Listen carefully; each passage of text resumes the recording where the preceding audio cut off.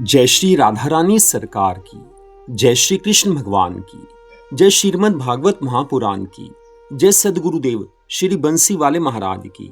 श्रीमद् भागवत महापुराण के चौथे स्कंद के 11वें और 12वें अध्याय की कथा आज हम आपको सुनाने जा रहे हैं। इन अध्यायों में भगवान जी के परम भक्त ध्रुव जी की कथा का वर्णन आता है। तो कथा इस प्रकार है। मैत्रेय ऋषि आगे की कथा का वर्णन करते हुए विदुर जी से कहने लगे हैं, हे विदुर जी, जब ध्रुव जी ने मनु जी महाराज जी को दंडवत प्रणाम किया, उस समय मनु जी महाराज जी ने उनसे इस प्रकार कहा है कि हे ध्रुव, तुम परम वैष्णव हो, भगवान के भक्त हो, इस कारण तुम्हें क्रोध करना उचित नहीं है। यदि क्रोधी मनुष्य अपने आप को वैष्णव और भक्त बताए तो उस बात को मिथ्या जानना चाहिए, क्योंकि क्रोध करने से बड़ा पाप लगता है। तुम तो भगवान के परम भक्त हो, तुम्हें भगवान से प्रेम है, इस कारण तुम्हें क्रोध करना उचित नहीं है। हे ध्रुव, तुमने वैष्णव राजा होते हुए भी न्याय पर ध्यान नहीं दिया। हे ध्रुव, तुमने 1,30,000 यक्षों को विदीर्ण करके उनको नष्ट कर दिया है, और ये सब बिना कारण किया है।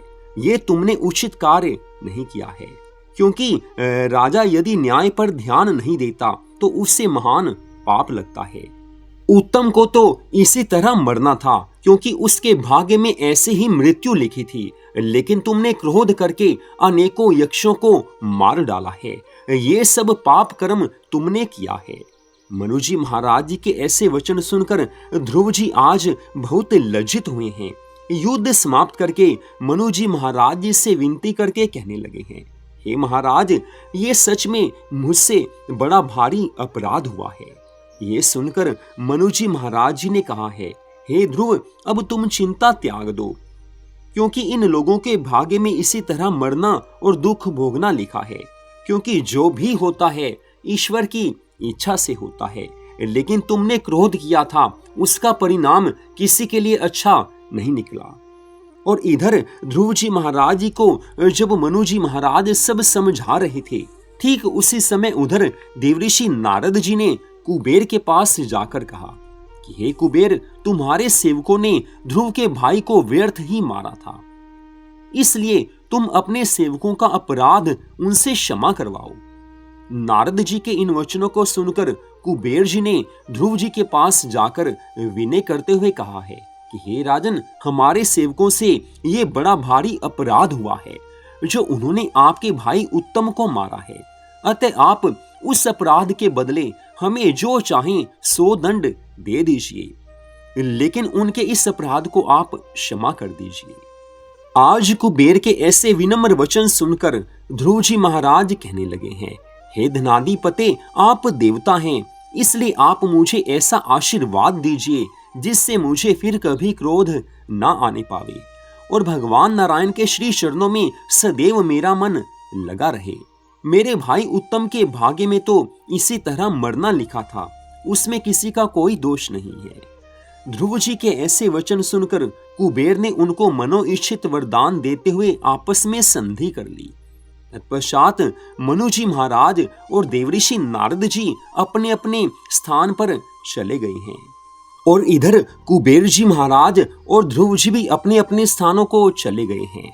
घर आकर ध्रुव जी ने अपने मन में सोचा है कि संसार के सभी संबंध झूठे हैं, एक ना एक दिन हमें संसार को छोड़कर जाना ही पड़ेगा।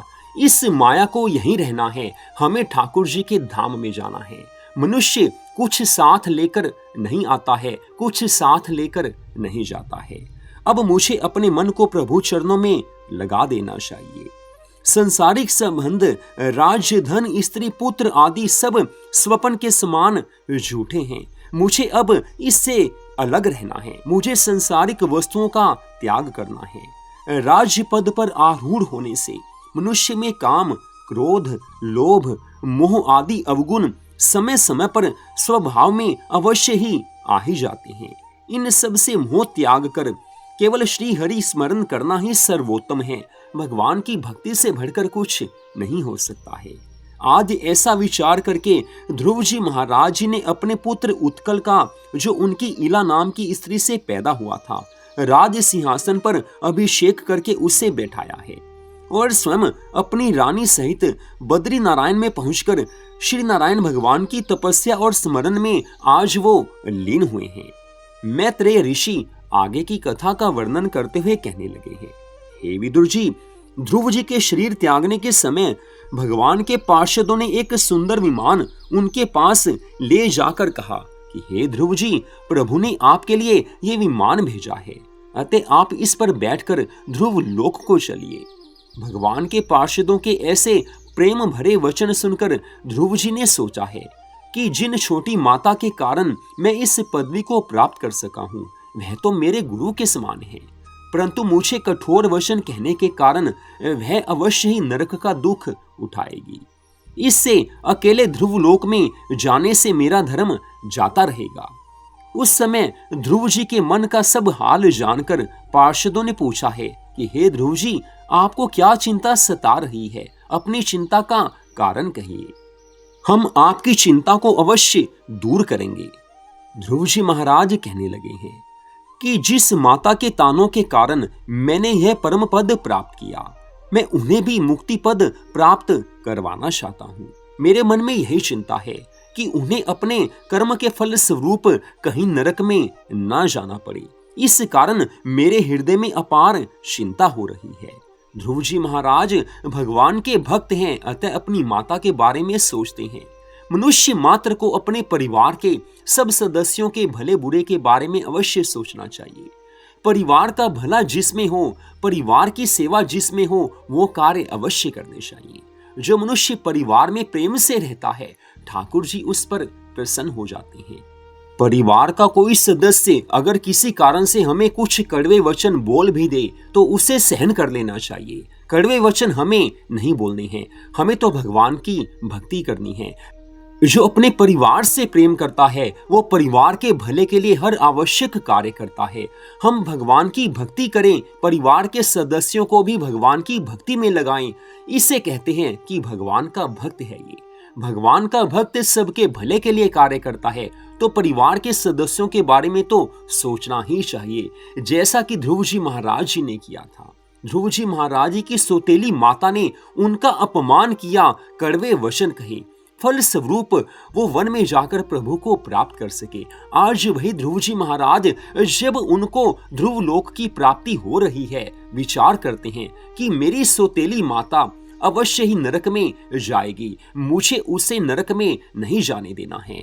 मैं इस समय चिंता में हूँ, यही चिंता मुझे सता रही है। ध्रुव जी महाराज आज भगवान के पार्षदों को ये सब बताते हैं, लेकिन ध्रुव जी महाराज जी के इन वचनों को सुनकर भगवान के पार्षद कहने लगे हैं, हे ध्रुव जी, आप कोई भी चिंता मत कीजिए, क्योंकि प्रभु ने हमें आपको आपकी दोनों माताओं सहित ले चलने की आज्ञा दी है। इसलिए वे दोनों भी आपसे पहले ही ध्रुव लोक में पहुंच जाएंगी। ऐसा सुनकर ध्रुव जी महाराज आज आनंदित हुए हैं और अपनी पत्नी सहित उस विमान में बैठकर ध्रुव लोक को चले गए हैं। वहां देवताओं ने उन पर पुष्पों की वर्षा की है। उस समय देवऋषि नारद जी प्रचेताओं के पिता का यज्ञ करवा रहे थे। उन्होंने जब ध्रुव जी का विमान देखा तो प्रसन्न हुए हैं।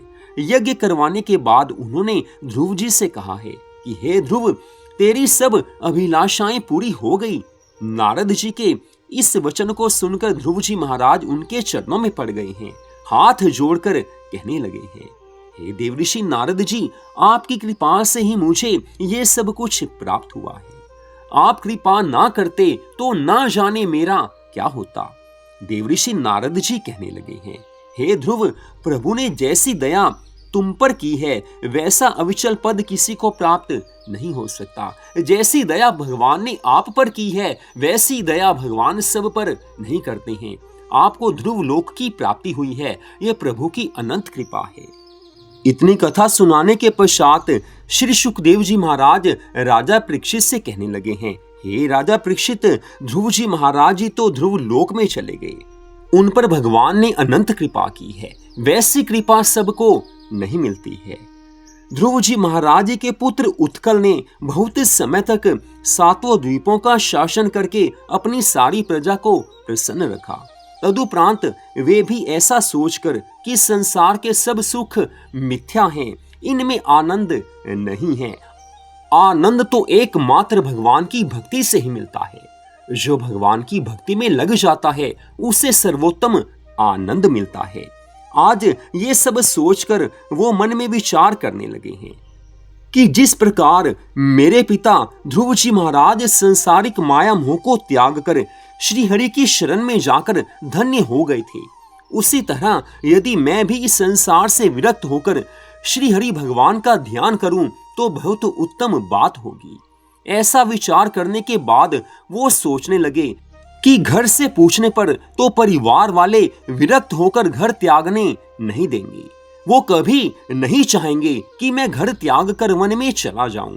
अतः मुझे अपने को पागलों जैसा बना लेना चाहिए। जब लोग ये जान लेंगे कि यह पागल हो गया है और राज्य करने योग्य नहीं रहा है, तब मैं इनसे सहज ही छुटकारा पाकर श्री हरि की तपस्या में भली प्रकार लीन हो सकूंगा। आज ऐसा विचार करके राजा जानबूझकर बावला बन गया है, उल्टी सीधी बातें करने लगा है। भगवान की भक्ति के लिए एक राजा अपने मन में क्या विचार करता है, कैसे कार्य करता है। भगवान का भजन करना है, परिवार वाले नहीं करने देंगे। ये सोच विचार कर राजा ने अपने आप को बावला बना लिया है, उल्टी सीधी बातें करने लगे हैं कि घर परिवार वाले जब ये समझेंगे कि राजा अब पागल हो गया है, तब तो वो मुझे वन में जाने से नहीं रोक पाएंगे। आज एक राजा की ऐसी स्थिति है कि भगवान की भक्ति के लिए अपना कैसा स्वरूप बना लिया है, अपने आप को पागल बना दिया है। ये भगवान की भक्ति होती है। जिसे भगवान से प्रेम होता है वो भगवान के लिए कुछ भी कर सकता है। लेकिन आजकल के हम संसारिक प्राणी जो इस संसार में कलयुग में रह रहे हैं, हम लोग अधिकतर कहते हैं, हम में से अधिकतर लोग यही कहते हैं कि हमें भगवान की भक्ति के लिए समय ही नहीं मिलता है। लाखों करोड़ों रुपए होते भी मनुष्य मात्र यही कहता है कि हमारे पास धन की कमी है, भगवान की भक्ति का समय नहीं है। धन कमाने में हमेशा मनुष्य लगा रहता है, भगवान की भक्ति के लिए समय नहीं मिल पाता। लेकिन इधर एक वो राजा हैं जो अपने आप को पागल बना चुके हैं, ऐसा सबके सामने प्रदर्शन कर रहे हैं कि जैसे वो बावले हो गए हैं। भगवान के भक्त कैसी कैसी लीलाएं करते हैं कोई समझ नहीं सकता। जैसे भगवान की लीलाओं को समझ पाना सबके लिए सहज नहीं है, भगवान की माया का पार कोई पा नहीं सकता। ठीक इसी तरह भगवान के भक्त के मन में क्या आ जाता है कोई सोच भी नहीं सकता है। लेकिन ये सब प्रभु की इच्छा से ही होता है। भगवान की इच्छा के बिना ऐसी सोच किसी की नहीं हो सकती है। लेकिन आज इधर जब राजा उल्टी सीधी बातें करने लगे तो उस समय ऐसी स्थिति को देखकर परिवार वालों ने विचार किया है कि राजा बावला हो गया है।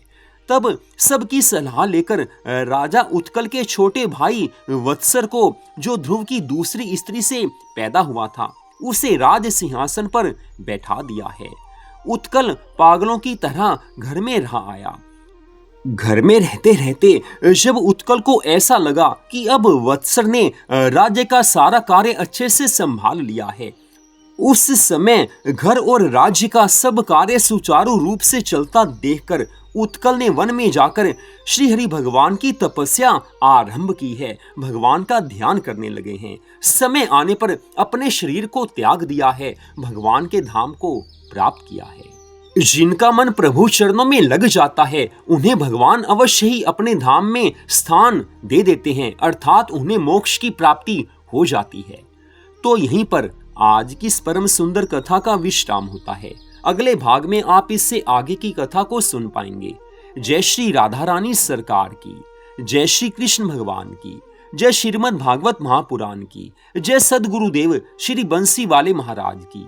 जय जय श्री राधे, जय जय श्री राधे, जय जय श्री राधे श्याम।